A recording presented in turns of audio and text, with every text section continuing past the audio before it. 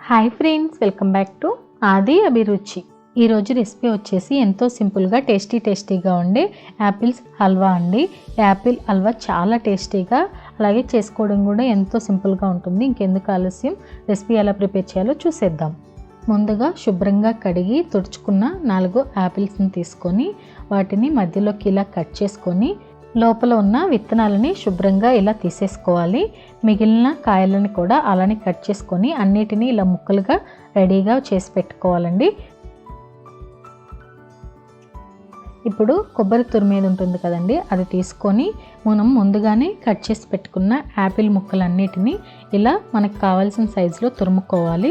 చూసారు కదా, అన్ని ముక్కల్ని ఇలా తురుముకొని ఆ తురుముని పక్కన పెట్టేసేయండి. తర్వాత స్టవ్ ఆన్ చేసేసి ఒక ప్యాన్లో 1 టేబుల్ స్పూన్ వరకు నెయ్యి వేసి అందులో జీడిపప్పు కొన్ని వేసుకొని ఫ్రై చేసుకోవాలి. అవి కొంచెం లైట్ గోల్డెన్ కలర్ వచ్చేంత వరకు ఫ్రై చేసుకొని తీసేసి పక్కన పెట్టేసుకోండి. ఇప్పుడు మళ్ళీ అదే ప్యాన్లో ఇంకొక టేబుల్ స్పూన్ వరకు నెయ్యి వేసుకొని అందులో మనం ముందుగానే తురుము పెట్టుకున్న యాపిల్ తురుము ఉంది కదండి, అది వేసేసి చిన్నగా మంట మీద ఫ్రై చేసుకోవాలి. మనం ఇది ఫ్రై చేసేటప్పుడు మంట లో ఫ్లేమ్ మీద నుంచి మీడియం ఫ్లేమ్ వరకు అడ్జస్ట్ చేసుకుంటూ ఫ్రై చేసుకోవాలి. ఇలా కలుపుతూ యాపిల్ అంతా మగ్గిపోయి మనకి యాపిల్ నుంచి వాటర్ అనేది సపరేట్ అవుతూ ఉంటుందండి. ఆ వాటర్ అనేది బయటకు వచ్చేంత వరకు ఇలా ఫ్రై చేసుకోవాలి. ఇలా సగం వరకు సన్నని మంట మీద ఉడికించుకున్న తర్వాత ఇందులో 1/2 కప్ పంచదార వేసుకొని పంచదార అనేది బాగా కలిసేలాగా సన్నని మంట మీదే కలుపుకుంటూ 5 నుంచి 7 నిమిషాల వరకు కుక్ చేసుకుంటే మనకి కొంచెం కలర్ చేంజ్ అయ్యి తర్వాత ప్యాన్ నుంచి సపరేట్ అవుతుంది యాపిల్ మిశ్రమం అనేది. అప్పుడు మనకి హల్వా రెడీ అయిపోయినట్లేనండి.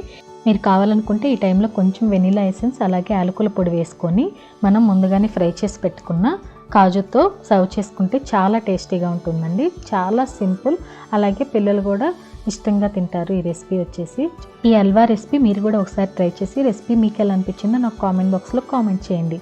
మీకు కనుక వీడియో నచ్చినట్లయితే లైక్ చేయండి, మీ ఫ్రెండ్స్కి షేర్ చేయండి, సబ్స్క్రైబ్ చేయడం మాత్రం అసలు మర్చిపోవద్దు. Thank you.